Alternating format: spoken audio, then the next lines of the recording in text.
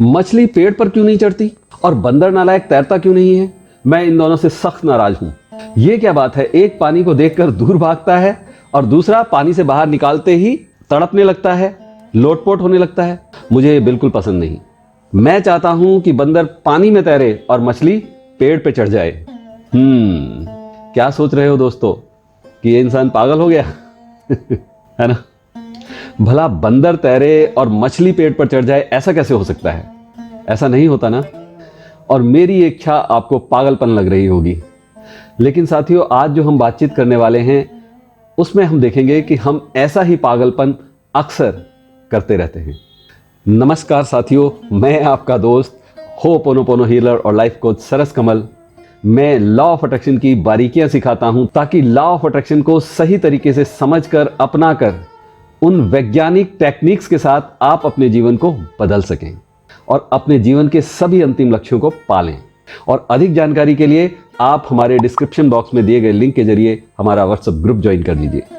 तो बंदर तैर नहीं पाएगा और मछली हवा में छलांग नहीं लगा पाएगी, क्योंकि उनमें वो काबिलियत नहीं है। उनकी बनावट या उनकी कंस्ट्रक्शन में ये बुनियादी फर्क होता है। सृष्टि ने उन्हें इसी तरीके से बनाया है। तो क्या उन पर गुस्सा होना सही है? एक पानी के जहाज के माफिक है तो दूसरा हवाई जहाज की तरह एक डाल से दूसरी डाल पर छलांग लगाता हुआ हवा में यहां से वहां। यानी दोनों दो अलग अलग इलाकों के जीव हैं।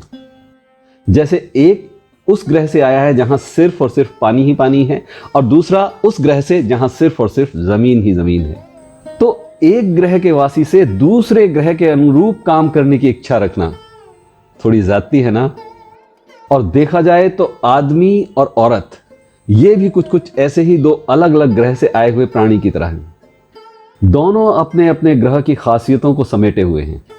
और हाँ, एक खूबी आप में भी है कि जो चीज आपको पसंद आ जाती है आप उसे सराहते हैं, उसकी तारीफ करते हैं, है ना? तो वीडियो में आगे बढ़ने से पहले आप अपनी ये खासियत दिखाइए वीडियो को लाइक करके, कमेंट करके। और वीडियो पसंद आ रही है तो शेयर करना भी बनता ही है।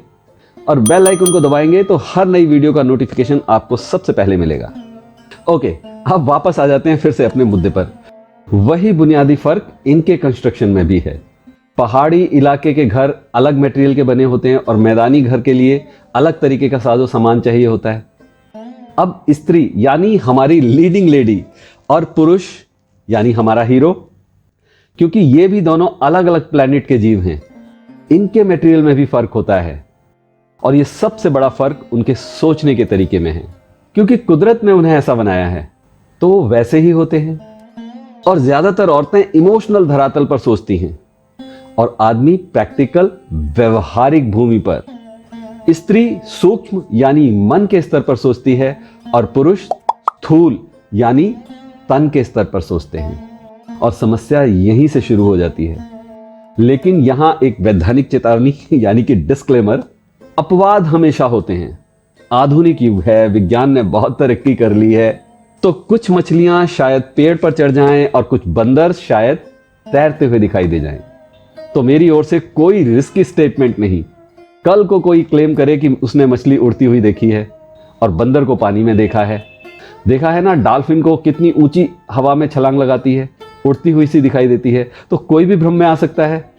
और ऐसे ही एक फ्लाइंग फिश भी होती है। और फिर याद कीजिए, बंदर भी तो मगरमच्छ की पीठ पर बैठकर पानी में उतरा था। यानी कहीं कहीं ऐसा भी हो सकता है कि हीरो से ज्यादा हीरोइन प्रैक्टिकल हो और हीरोइन से ज्यादा हीरो इमोशनल हो। जो हो, लेकिन यह भी सच है कि यूनिवर्स ने इन दोनों को अलग अलग बनाया है, अलग सोच के साथ बनाया है। और ये बिना जाने कि स्त्री और पुरुष दो अलग अलग शख्सियत हैं, दोनों आपस में लड़ते झगड़ते रहते हैं। और क्योंकि दोनों अलग ग्रह के वासी हैं, इसलिए दोनों के ख्यालात भी और काम करने के तरीके भी अलग हैं। लेकिन अपोजिट अट्रैक्ट, तो अट्रैक्शन और अफेक्शन तो हो गया, लेकिन दोनों के भीतर की आदिम भूख वो हावी होने लगती है कुछ समय के बाद। अब दोनों की कोशिश ये रहती है कि वो दूसरे को अपने अनुसार कर लें। और सब जानते हैं कि पृथ्वीवासी इंसान भी तो चांद पर, मंगल पर न जाने कहां कहां कब्जा करना चाहता है। हर जगह झंडे गाड़ देने की लगातार कोशिश जारी है। तो ऐसे में टकराव तो लाजमी है साहब। दोनों की कोशिश है कि मैं तुझ पर कब्जा कर लूं और तुझे अपने हिसाब से चलाऊं। तेरा जीवन मेरे अनुरूप। लेकिन अगर उन्हें इस बात का ज्ञान हो जाए कि दोनों हैं ही बिल्कुल अलहदा और वो जैसे हैं वैसे ही रहेंगे, उनको बदलने की कोशिश बेकार है। और साथ ही एक बहुत जरूरी और इंपॉर्टेंट बात कि ये बदलने की कोशिश बिल्कुल गैर जरूरी है। जब इंसान सामने वाले को अपना जैसा होने की उम्मीद नहीं लगाएगा तो शांति बहाल रहेगी, युद्ध नहीं होंगे, ब्रेकअप और तलाक जैसी चीजों में भी कमी आएगी। दोस्तों, आइडिया पसंद आया तो जिसकी जैसी सोच है उसको वैसा बने रहने दो। बस स्वीकार कर लो, कुछ अच्छी और शानदार बातें मिलेंगी तो कुछ आपकी सोच के बिल्कुल विपरीत। तो ठीक है ना, जीवन में रोशनी नेगेटिव और पॉजिटिव दोनों तारों के जुड़ने पर आती है। खाली पॉजिटिव पॉजिटिव रहेगा तो जीवन अंधकार में रहेगा। आइडिया अगर पसंद आया हो तो बस अमल करने की शुरुआत भर कर दो और वीडियो को लाइक करके कमेंट करके बता भी दो। और हाँ, अपने हीरो या हीरोइन को चुपके से ये वीडियो फॉरवर्ड भी कर देना। और देखना, अगर उसने ये वीडियो पूरी देख ली तो वो भी आपको ये जरूर फॉरवर्ड करेगा। ये एक बात सब में कॉमन होती है, ज्ञान का लाभ बस सामने वाले को दे दो। अरे अपने पास तो पहले से ही बहुत सारा ज्ञान है। ओके, भटकते नहीं है, वापस मुद्दे पर आते हैं। तो मैंने कहा कि सोच के स्तर पर दोनों अलग अलग हैं। हीरो की खासियत है कि वो अपनी परेशानियों से अकेला लड़ना चाहता है, अपने तरीके से। उसे अपना दर्द और दुख दूसरों को साझा करना बिल्कुल अच्छा नहीं लगता। उसे लगता है वो इसका इलाज खुद से कर लेगा। वो अपने तनाव का सामना खुद से करना चाहता है और वो अपने आप में सिमट जाता है। कारण है कि वो किसी के सामने अपने आप को कमजोर नहीं दिखाना चाहता। किसी के सामने रोना उसकी मिट्टी में नहीं है। जी हाँ, जिस प्लेनेट से वो आया है वहां रोना नहीं चलता। और हमारी लीडिंग लेडी, वो अपनी तकलीफ और तनाव सबको बताना चाहती है, ज्यादा से ज्यादा लोगों में शेयर करना चाहती है। उससे उसका मन हल्का हो जाता है और उसका केंद्र मन ही है। आदमी अपनी व्यवहारिक सोच में अपने दुख औरों को ना बताकर खुद से उनके रास्ते निकालने की कोशिश करता रहता है। और बस ये उसके ग्रह की मिट्टी या उस मटेरियल का असर है जिससे उसका निर्माण हुआ है। इनफैक्ट दोनों उसी के अकॉर्डिंग चलने के लिए मजबूर हैं। एग्जाम्पल लेते हैं, एक हस्बैंड का एक प्रोफेशनल दिन अच्छा नहीं निकला। आज हस्बैंड को कारोबार में बड़ा घाटा हुआ, कुछ ऐसा नुकसान कि जिससे उबरना आसान नहीं है, वक्त लगेगा।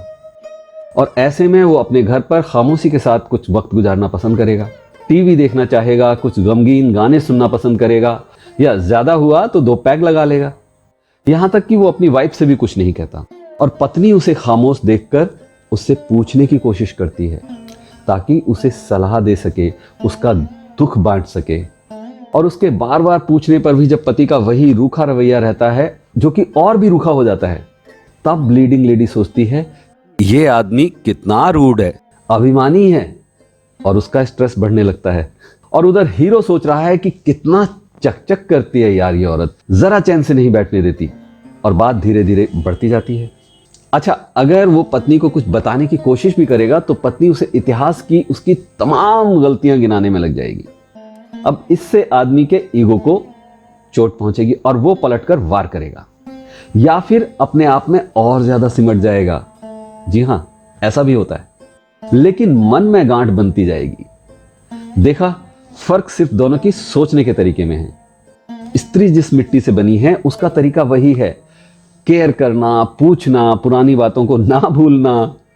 और अब सोचिए कि ऑफिस में काम की अधिकता की वजह से या बॉस के बुरे व्यवहार के कारण पत्नी के मन में स्ट्रेस है तो क्या होगा। वो घर आती है तो वो चाहती है कि अपनी तनावपूर्ण स्थिति के बारे में अपने पति को बताए। उसकी कोशिश ये रहती है कि वो दिन भर का लेखा जोखा अपने पति के साथ शेयर करे और अपना स्ट्रेस कम कर ले। वो चाहती है कि बस उसका पति, उसका पार्टनर उसकी बात सुन भर ले। और पति को लगता है कि यार क्या रोना लेकर बैठ गई।